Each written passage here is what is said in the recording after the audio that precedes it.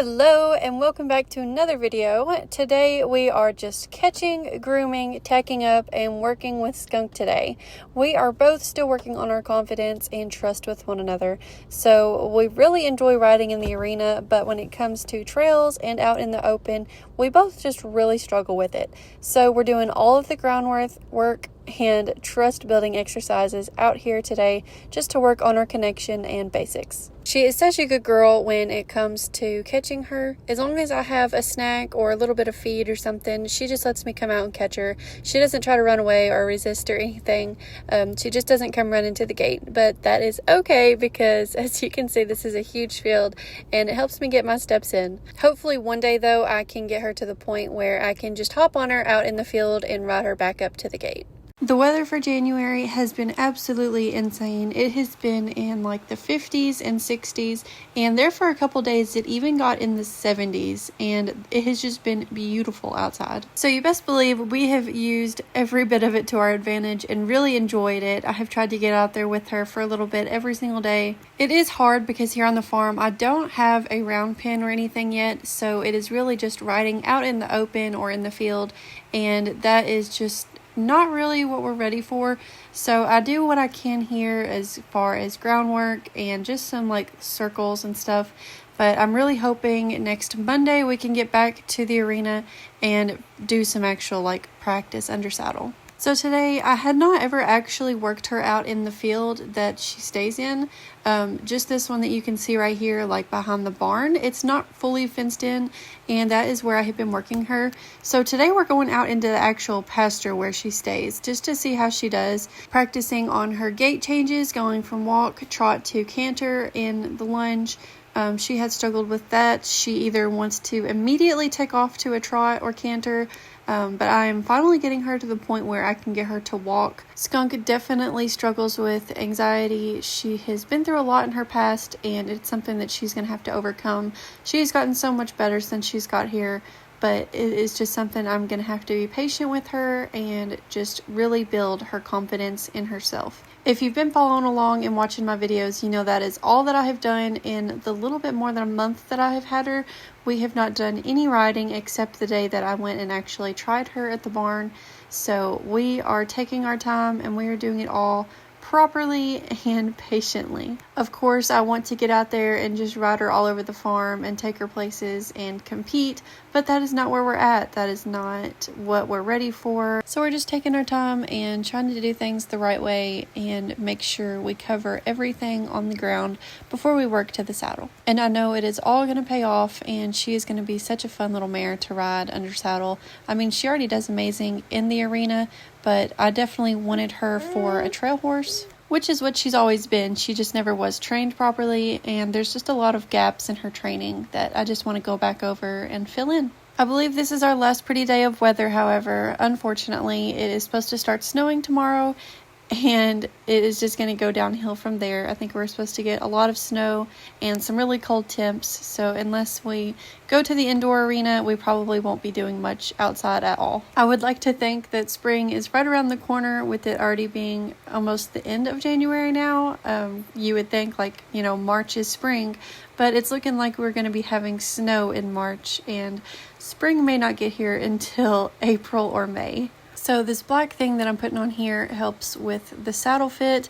The saddle is a little bit too big for her, so this just adds some padding there. It's basically turns my normal pad into a build-up pad, and it definitely helped. I could tell she was a lot more comfortable today, and the saddle wasn't rocking back and forth, and it sit perfectly still while she was trotting and cantering, so I was really happy with that. This isn't a permanent fix, however. I don't plan on, riding consistently in this or anything. I just wanted to try it out for now until we can find a saddle that fits her better or another pad.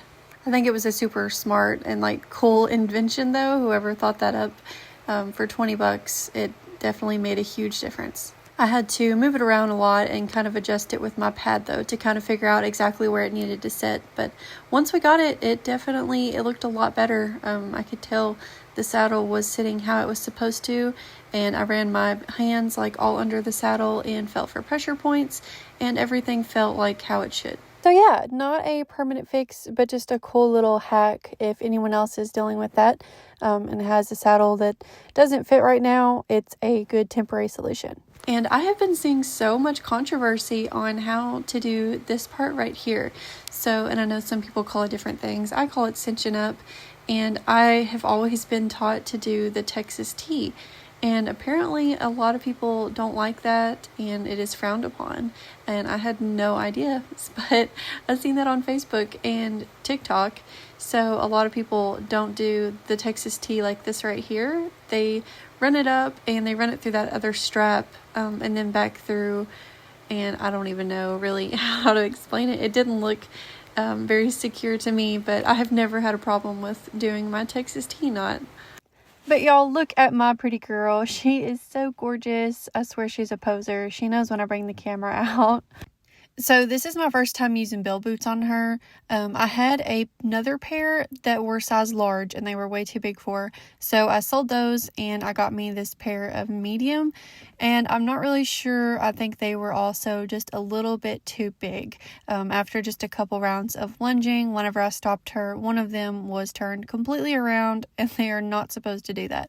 So it kind of defeated the whole purpose.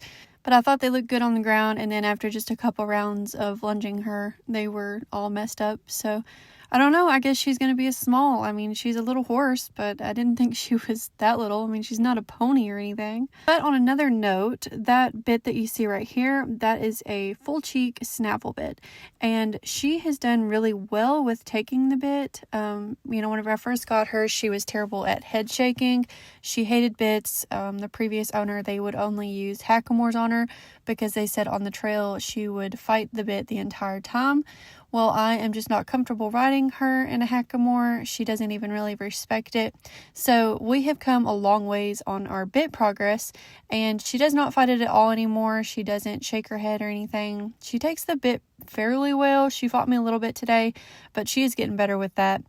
But I have ordered a new bit and I'm excited to try that out. It is a O-ring snaffle, the dog bone with the copper roller. So I think that'll really help her. I think it will give her something to play with in her mouth, and the copper increases saliva, and it's supposed to be really good for anxious horses. So I think that will really help her work.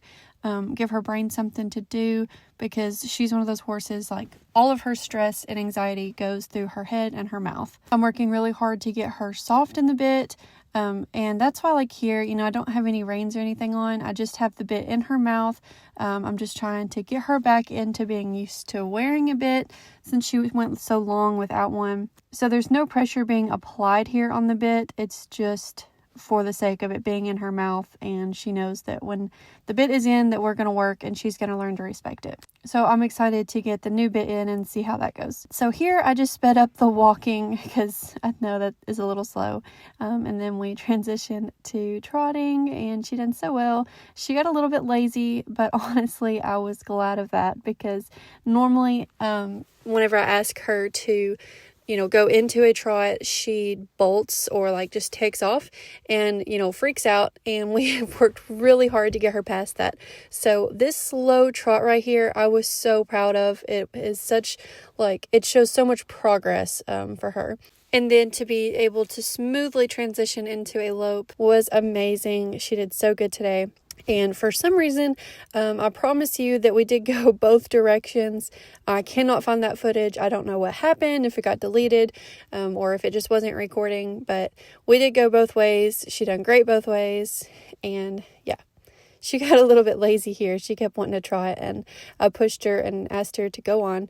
So this spot that we're at right here, it's fairly flat, but you can tell there is a little bit of a hill. So that is really going to help with her top line as well, lunging out here. So she's slowly starting to gain some muscle, and I'm really excited to see her fill out. I know she's going to look so good. But look, there you can see the bell boot is flipped around.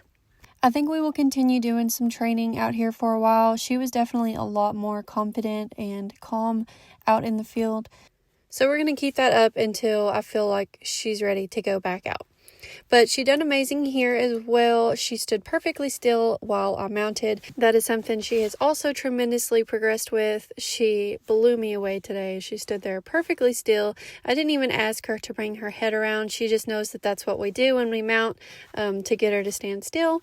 I got up there. She never tried to walk off. We stood here for a couple minutes. I just let her relax. I got on my phone and we sat there, I don't know, maybe 5 or 10 minutes possibly, just letting her relax, because I don't think she's ever really been allowed to do that. She's only known when someone gets on her back, she's got to go, and she's got to go and work. And I think that's what has caused so much anxiety. So we just sat there and I let her just relax, and you can see her chewing and licking and everything. And she's like, okay, this ain't so bad. So I rewarded her, got off. And that was how we ended our day. So I thought we ended it on a really good note. She's got to where I usually don't even really have to tie her. She just stands here. So that's why I just done a simple little knot. She's not going to go anywhere. She's gotten really good about standing. I really have high hopes for her, and I have a lot of confidence in her because she has come such a long ways in such a short amount of time. Usually it takes horses, months to a year to overcome some of the things that I have already done with her. So I don't think we're going to have a problem with anything else that we do when it comes to being under saddle. I think she's going to do just fine. If I had my trailer fixed, I would probably be over there every other day working with her and getting to ride. It's a beautiful arena over there, but it is outdoor, so we can only go if the weather permits. So right now there are a few things being repaired on my trailer before it is safe to take out again, and then hopefully I can start going over there regularly. But for right now, we only get to go if one of my friends are going and I can hitch a ride. Either way, I am thankful for everything. I have worked so hard for everything I have and for where I'm at today, so I wouldn't trade it for nothing, and I will always be thankful and grateful for every opportunity that I get. So take that as a reminder that you don't have to have the most expensive horse, tack, trailer, or anything to get started. You can start out at the bottom, just like I have, and you can work your way up, but you have to be willing to want it and work for it no matter what. I have put in so many hours of work building my own business and making it possible for me to be able to afford these things. My husband works extremely hard to be able to let me do this. I am a stay-at-home mom, so he makes that possible, and then I try to pay for everything else horse-related with my own money that I make with my business. And if you don't know, I am a self-taught silversmith. I make authentic sterling silver jewelry from turquoise and all different types of stones. My business name is Sage Hen Silver Co., and you can find me on Instagram, Facebook, TikTok. I'm just about everywhere. But yeah, you can go check me out, give me a follow. But yeah, I love getting to do that in my free time and selling jewelry. I saved up for months and was able to purchase my horse trailer and this horse and all of my tack with money that I made from doing that. I did get a really good deal on the trailer because if you see it, you would know it is going to need a lot of work. It's just a little bumper pull 2-horse trailer, but it does need some repairs and fixing up. But the main thing is that it's sturdy, the floors were safe and everything. So it mainly just needed new wheels and tires and needs to be repainted. So hopefully I can do a before and after video on that as well. I think that would be fun.